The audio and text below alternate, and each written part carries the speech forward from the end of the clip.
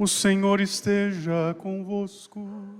Ele está no meio de nós. Proclamação do Santo Evangelho de nosso Senhor Jesus Cristo, segundo São Lucas.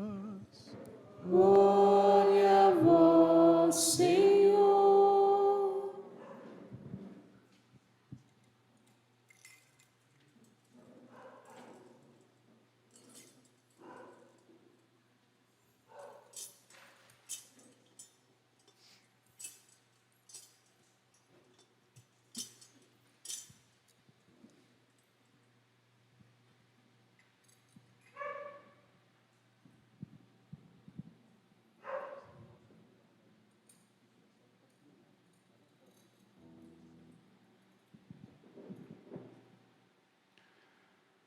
Naquele tempo, disse Jesus aos seus discípulos: Sede misericordiosos, como também o vosso Pai é misericordioso. Não julgueis e não sereis julgados. Não condeneis e não sereis condenados. Perdoai e sereis perdoados.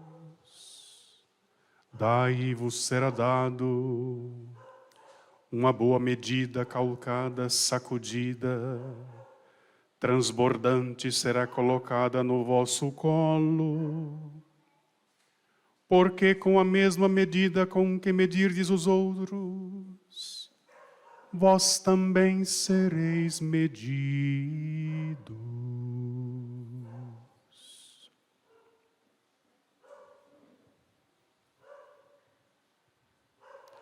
Palavra da salvação. Glória a vós, Senhor.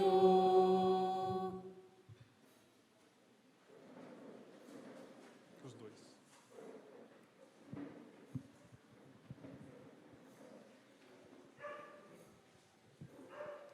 Que as palavras do Santo Evangelho perdoem os nossos pecados, em nome do Pai, do Filho e do Espírito Santo. Amém. Queridos irmãos, o salmo da liturgia desta segunda-feira traz uma afirmação que deve fazer cada um de nós pensar muito na vida. A afirmação diz assim: o Senhor não nos trata segundo as nossas faltas. E eu posso até perguntar a você: se Deus te tratasse conforme os pecados que você cometeu da semana passada para cá, onde você estaria? Não responda. Agora vamos esticar um pouquinho. Se Deus te tratasse conforme os pecados que você cometeu do ano passado para cá, onde você estaria? Não responda. Pensa. E se Deus te tratasse conforme os pecados que você cometeu na sua vida inteira, onde você estaria? Com certeza nenhum de nós estaria aqui, começando pelo padre. Ninguém. O Senhor não nos trata segundo, conforme as nossas faltas. Então quer dizer que Deus não se importa? Não. Deus é rico em misericórdia. E essa misericórdia de Deus se manifesta exatamente pela paciência que Ele tem conosco. Você conhece alguém nesse mundo que é impaciente? Quem aqui conhece alguém impaciente? Levanta a mão. Quem não levantou a mão é porque não tem nem paciência para levantar a mão. É tão impaciente que nem levantar a mão não levantou. Nós padecemos desse mal. O mundo atual nos treinou para as coisas rápidas. É um mundo descartável. É tudo rápido. Antigamente, eu lembro quando eu estudava no seminário em Roma, eu mandava uma carta para minha mãe, a carta demorava 15 dias para chegar. Às vezes eu escrevia na carta um problema pessoal, uma situação, né? 15 dias a carta para chegar na casa da minha mãe. Aí ela recebia, mais que depressa ela respondia, mais 15 dias para chegar na minha mão. Quando a carta chegava para responder o problema que eu escrevi, eu já estava com 4 acumulado. Hoje, com esse negócio aí do WhatsApp, a coisa ficou tão imediata que tem gente que não consegue ter paz se vê que o outro recebeu a mensagem, ficou o negocinho azul e a pessoa não falou nada. Já começa aquela crise de ansiedade, porque nós somos treinados no mundo que não nos deixa ser capazes da paciência. Deus não é assim. Já pensou se Deus fosse impaciente como nós? Deus abre as portas do seu coração para você. Ele faz você ouvir uma pregação, uma música, um momento de oração, como tantos no Brasil estão fazendo às 4 da manhã com o Frei Gilson. E naquela pregação, naquela oração, Deus toca o coração e no outro dia a pessoa continua no pecado. Na hora ali, parece que é um sentimento tão instantâneo que meia hora depois já esqueceu o que ouviu. Deus age com paciência conosco. Nós, porém, precisamos fazer a nossa parte para corresponder a essa paciência divina, que pode ser chamada também de misericórdia. Diz para quem está do teu lado, Deus tem paciência com você. E diz assim, essa paciência se chama misericórdia. Mas olha só, da nossa parte, cabe fazer o que ouvimos na primeira leitura. A primeira leitura de hoje, em 2 momentos, ouvimos o profeta Daniel narrar exatamente isso em forma de oração. Ele diz assim, a ti, Senhor, convém a justiça, a nós, vergonha na cara. Por 2 vezes ele fala, a nós, vergonha na cara. Se você depois prestar atenção no texto de Daniel, se você retomar o texto da primeira leitura de hoje, você vai entender que as palavras deste texto trazem para nós um grande e belo exame de consciência. O que é exame de consciência? É quando a pessoa sabe reconhecer aquilo que faz. E nós, quando rezamos a missa na hora do ato penitencial, quando fazemos a confissão pública dos pecados, a gente fala assim, pede perdão a Deus pelos pecados de pensamento, palavras, atos e omissões. Quer dizer, são 4 maneiras de pecar. Pensamentos, palavras, atos e omissões. São 4 formas que o ser humano pode, usando mal a própria liberdade, ofender a Deus. O que é o pecado? Traduzindo, o que é pecado? Pecado é romper a amizade com Deus. É desobedecer o que Deus pede e assim romper a intimidade, a amizade com Ele. E esse tipo de rompimento de amizade pode acontecer por meio de palavras, pensamentos, atos e omissões. Aquilo que você faz, aquilo que você deveria fazer e não fez. Isso aí é omissão. E como é que eu faço então, padre, para conseguir ir trabalhando aos poucos, vencendo aos poucos essa situação toda? Eu preciso treinar a minha consciência. Por isso a igreja recomenda o exame de consciência. Quando você vai se preparar para confessar, uma das coisas importantes antes da confissão é o exame de consciência. O que é consciência?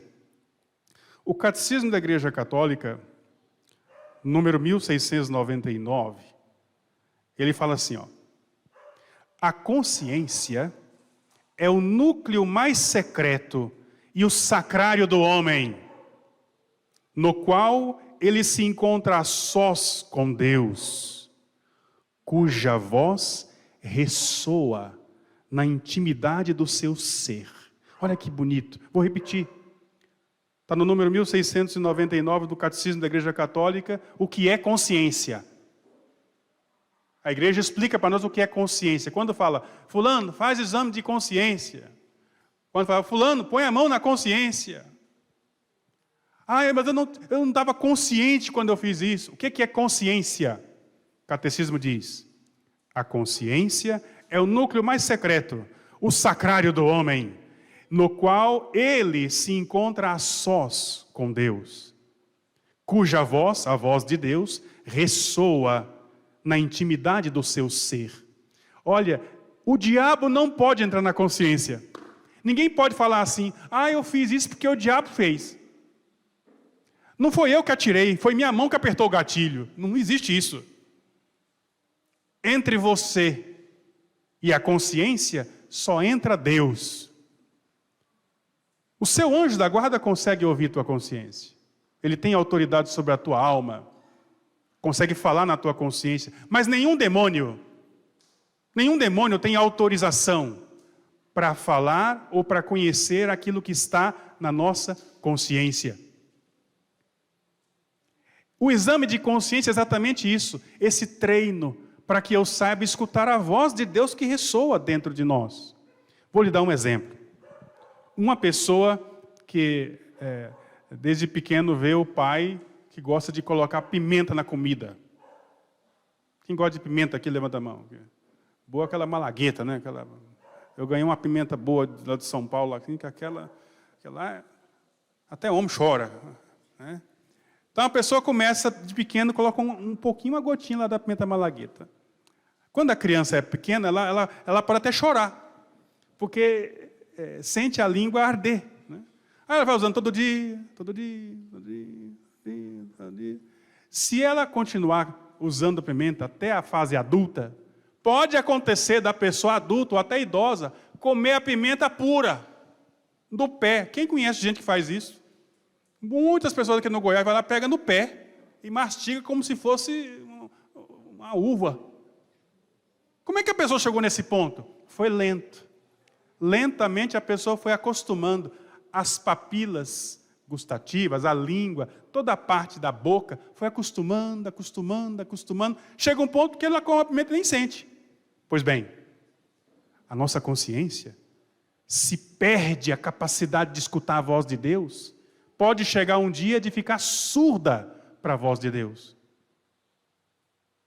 Treinar a consciência, fazer exame de consciência significa deixar bem viva nossa capacidade de escutar a voz de Deus. Deus fala na nossa consciência. Quando a pessoa faz alguma coisa errada, tem uma voz interior, que na filosofia é chamada de lei natural. É um princípio natural. Mas nós, pela fé, sabemos que é a voz de Deus. Toda pessoa, em qualquer cultura, em qualquer lugar do mundo, qualquer idioma, quando faz uma coisa errada, tem uma voz dentro dela, que diz assim, isso não foi bom. Isso não está certo. Fulano que está casado e começa a desejar o outro ou a outra. Na hora é até apetitoso a ideia, mas depois vem uma voz lá no interior que fala assim, isso não está certo.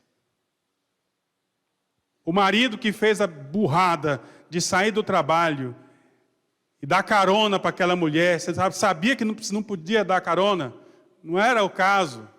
E aí chegou lá, aconteceu o que não devia acontecer. Quando o marido chega em casa e vê a esposa, que estava lá preparando o jantar, a hora que ele olha a esposa, talvez com o cabelo todo bagunçado, fedendo alho, cebola, com aquele avental sujo que derramou o óleo ali, ele olha para aquilo e uma voz lá dentro fala assim, olha só o que ela estava fazendo por você, e olha o que você fez com ela. Essa vozinha aí é a voz de Deus, que fala na nossa consciência quando fazemos algo errado. Agora, se o homem faz isso hoje, e faz semana que vem, e na outra semana vai de novo com aquela a mulher lá, né? Jacundina, vou dar um nome para ela, Jacundina. A infeliz com quem ele colocou chifre na mulher. Se ele vai, Jacundina hoje, semana que vem Jacundina de novo. Nós falamos Jacundina. Vai chegar uma hora que ela vai chegar em casa, a esposa vai estar lá, talvez, não sei, cuidando do filho que estava com febre. E ele, nem aí, porque a consciência ficou frouxa, surda. O que fazer para a nossa consciência não ficar desse jeito? O exame de consciência. O que é o exame de consciência? É olhar para as nossas atitudes, olhar para o que falamos, para o que pensamos, para o que fazemos e para o que omitimos, e falar para o Senhor: Senhor, não deveria ter feito isso. Perdão, perdão, perdão. E quanto mais eu exercito o exame de consciência, melhor se torna a confissão. Tem pessoa que tem a capacidade de, na confissão, falar assim: padre, não roubei e não matei, o resto pode marcar X, como se fosse prova do Enem. Ou talvez até pior ainda: padre, eu não sei, eu não tenho pecado. Ou então falar assim: padre, é os pecados do dia a dia. Quando eu escuto essa frase, eu fico pensando: o que é o pecado do dia a dia? Porque depende, o meu dia não é igual ao seu. Quando você não é capaz de falar, de identificar aonde está o erro, é difícil que você se corrija. Velho exemplo que a imitação de Cristo nos dá. Como se faz o remédio contra a picada de cobra? Com o veneno da própria cobra. E é preciso que você saiba qual é a cobra para identificar qual é o antídoto mais rápido. Qual é o remédio, o antídoto para a picada de escorpião? É o próprio veneno de escorpião que, trabalhado,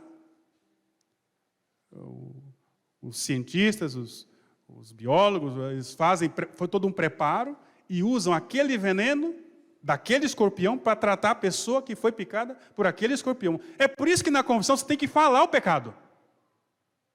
Se você vai para a confissão com um exame de consciência mal feito e não sabe dar nome para o pecado, não tem como consertar.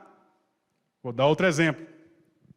Um amigo meu está aqui, sentado aqui no quintal do meu Senhor. Não vou nem olhar para a cara dele.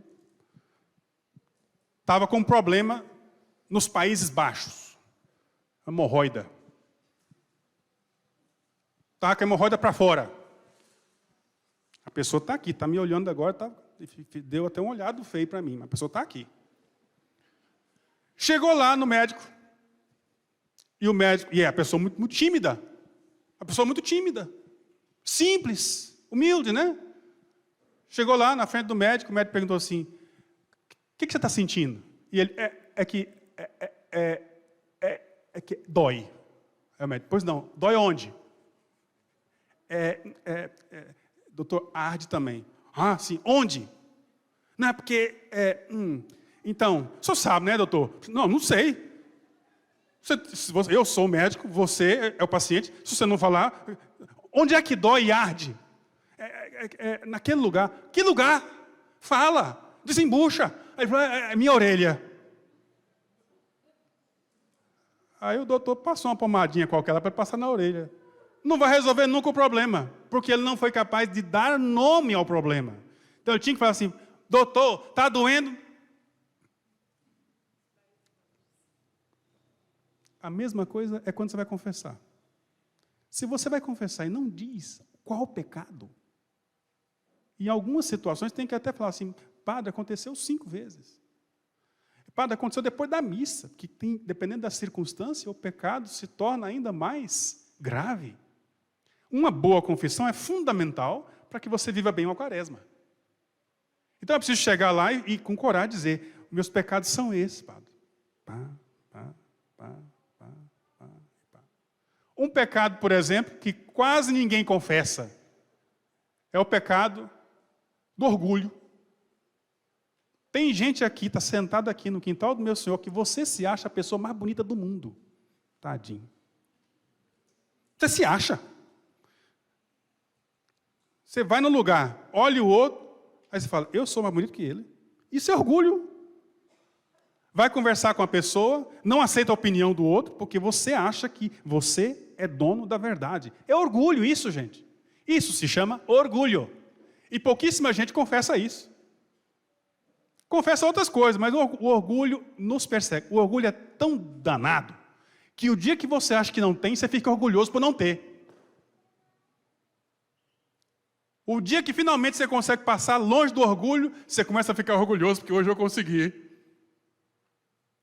O exame de consciência, portanto, é fundamental para que você consiga identificar onde é a doença, o pecado, E colocando isso diante da misericórdia de Deus, recebeu o remédio. Deus vai dar um remédio. Então, na hora da confissão, quando você se abre, com sinceridade, com humildade, com verdade, e depois o padre vai dar um conselho, tal, mas a hora que o padre fizer a oração, a graça de Deus vai agir exatamente ali, aonde dói na tua alma. Por isso que, inclusive, alguns na igreja têm o costume de fazer o exame de consciência 2 vezes por dia. O correto é 1 vez por dia, viu? Antes de dormir, chegou lá no seu quarto, antes de dormir, Pai Espírito Santo também, faz o exame de consciência do dia. Hoje, como é que foi o meu dia? Isso é um treino muito bom. Nós, da comunidade Coração Fiel, os missionários, rezamos a liturgia das horas. A liturgia das horas propõe na última oração do dia, a oração se chama completas, é quando completa o ciclo de orações do dia, tem um momento de silêncio para fazer o exame de consciência. Quando vai na missa e o padre fala assim, reconheçamos nossas culpas, o padre fica em silêncio, não é? Quando o padre começa a missa, Pai, Espírito Santo também, a graça do nosso Senhor Jesus Cristo, reconheçamos nossas culpas para celebrar menos dignamente os sagrados mistérios. Quando o padre fala isso, o padre fica em silêncio. Para que esse silêncio? Para você fazer o exame de consciência. Os jesuítas, por exemplo, têm o hábito de fazer o exame de consciência na missa, meio-dia e antes de dormir, 3 vezes por dia. Para quê? Para treinar o ouvido da consciência para escutar a voz de Deus. A voz de Deus que fala para você assim, ó, sai desse grupo do WhatsApp. Ah, mas sai desse grupo do WhatsApp, você fica lá. Naquele grupo tem fofoca. Ah, não é fofoca não, padre, é informação digital. Naquele grupo tem aquelas figurinhas sem vergonha. Naquele grupo tem pessoas que xingam. Você está lá. Ah, não, mas eu fico só escutando, eu fico na moita. Mas é como você entrar numa poça de lama e não querer sujar. Sai do grupo. Ah, mas é o grupo da família. Você não nasceu dentro desse grupo. Saia.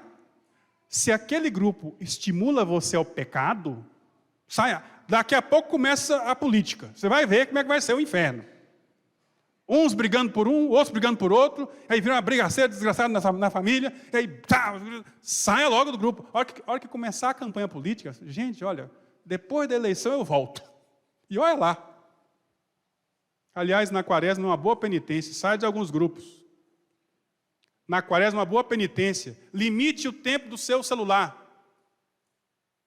Esse dia eu li uma matéria que eu fiquei horrorizado. Diz que um dos objetos que mais contém coliformes fecais é o tal do celular. Porque tem gente que leva até para o vaso. E aqui eu conheço pela cara quem faz isso.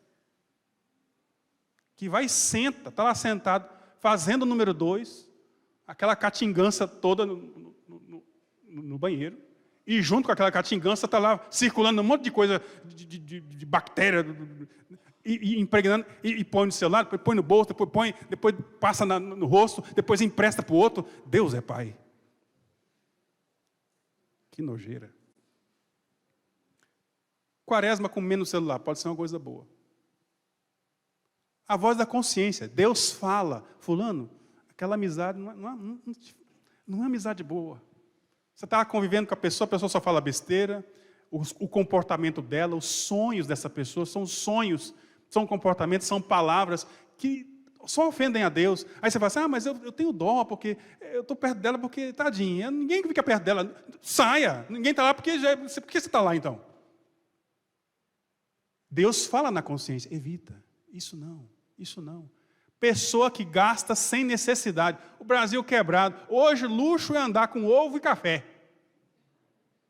Tem 3 ovos que o brasileiro tem medo. É o ovo de Páscoa, que é caro, o ovo de galinha, que é caro, e a pessoa fala assim, vou na sua casa tomar café. Você não sabia isso, não? Os 3 ovos que todo brasileiro tem medo. Você não sabia, não? O de Páscoa, porque é caro. Normal você tem, mais ou menos você comprar um ovo para cada um dos filhos. Ainda mais aquele que tem tudo recheado. Já está querendo aí. Ó. Aham. Ah, tá bom. É o ovo de Páscoa, o ovo de galinha que está caro. Eu fiquei impressionado com o preço do cartel de ovo de galinha no Brasil. Meu Deus do céu. Isso aqui é... Galinha agora é objeto de luxo, elas podem até pintar a unha. É o 2 ovos, ovo de Páscoa, ovo de galinha e vou na sua casa tomar café. Eu vou na sua casa tomar café. Gasta sem necessidade. A voz da consciência fala, faz sacrifício, gaste menos. Faz economia. É Deus falando na voz da sua consciência. Nós precisamos pedir, Senhor, eu quero escutar a tua voz. Repita comigo, Senhor, eu quero escutar a tua voz. No íntimo da minha consciência, eu quero te escutar, Senhor. Porque os teus conselhos são conselhos de salvação para a minha vida. Aí vem o Evangelho, Jesus dando esses conselhos para nós aqui. Conselhos poderosos, sede misericordioso. Olha, eu comecei falando que era misericórdia. E dei uma característica da misericórdia. Qual foi a característica da misericórdia que eu ensinei hoje? Qual foi? Paciência. Quase que eu pedi a paciência agora, ninguém falou nada. A paciência. Sede misericordiosos, sede pacientes uns com os outros. Eu sei, meu filho, que a sua mulher tem... A mulher tem dia, especialmente na TPM, que normalmente a mulher fala 2.357 palavras por dia, segundo a OMS. Normalmente.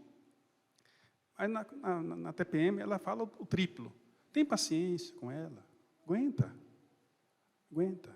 E padre, no dia que ela menstrua, fica pior ainda. Não, aguenta. E você, minha filha, eu sei. Você casou com ele, estava indo bem e tal. De repente, ele ronca, solta pum, tem aquele catinga, toma banho, deixa a toalha em cima da cama. Tenha paciência. Ah, padre, mas esse homem... Tenha paciência. Sede misericordiosos. Sede misericordiosos. Como vosso Pai é misericordioso. Não julgueis e não sereis julgados. É uma das coisas mais complicadas. Hoje a sociedade treina a gente para julgar os outros. Julga até quando a pessoa vai na igreja, a roupa que usa na igreja. Tem gente que na fila da comunhão fica julgando os outros. Não julgueis e não sereis julgados. Não condeneis e não sereis condenados. O que é isso? É porque a pessoa na cabeça fala, fulano fez isso por causa disso. Aí você já condenou. Eu não vou conversar com fulano, porque fulano fez isso, e eu sei, ele fez isso por causa daquilo. Como é que você sabe? Está na cabeça dele? Não, mas eu conheço ele. Conhece mesmo? Como é que eu posso dizer que conheço alguém? Só se eu entrar na consciência. Eu só conheço a pessoa se eu entrar na consciência. Por isso que uma das coisas mais sérias desse mundo é o papel do juiz, por exemplo. Um juiz que não sabe escutar as partes, não sabe ver as partes, vai dar um veredito porcaria. O melhor juiz é Deus, porque Deus conhece a consciência. Ah, mas fulano fez tal coisa. Olha, talvez ali por trás, tem muita coisa que a pessoa viveu. Por que fulano fez aquilo com o outro? Agora esse episódio desse assassinato teve aí. Não vou falar não, porque não vale a pena ficar esticando nesse assunto. Aí a internet mostra a cena, mostra os indícios, mostra as investigações. Aí o canal X coloca um repórter para falar, para esbugalhar cada minuto antes de acontecer a cena, e você assistindo, você se sente um rei, se sente um juiz. Está errado. Fulano fez isso. Talvez a pessoa cometeu aquele crime terrível por coisas que você nem imagina que ela passou. Como é que a gente aprende isso? Jesus na cruz, crucificado, ensanguentado, coroa de espinhos, os cravos, todos sofrendo, e ele olha para o Pai e diz, Pai, perdoa-lhes, porque eles... Aí, quando eu medito essa frase, eu fico pensando, não sabe Jesus? Pilato não sabia não, quando lavou a mão? A mulher dele avisou para ele. O Judas não sabia não? Ficou 3 anos com o Senhor, ele não sabia não? Eu conversando com Jesus, né? E Jesus falou para mim assim, ele não sabia. Você, quando cometeu aquele pecado semana passada, você sabia tudo? Aí eu baixei a cabeça. Quando a pessoa faz algo com você, não condene no seu coração. Nunca mais falo com fulano. Fulano fez isso, nunca mais eu falo. Você está condenando a pessoa já. Reza assim: Senhor, me dá a graça de perdoar, porque ele não sabe o que está fazendo. Fulano não sabe o que está dizendo. Fulano não sabe o que fez, ele não tem noção do que está fazendo. Aí alguém fala assim: tem sim, ele pensou, premeditou, conversou com fulano, falou que ia fazer isso com você.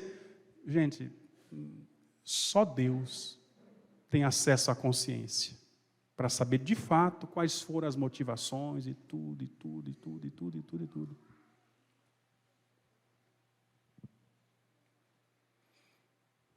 Dai e vos será dado. A generosidade.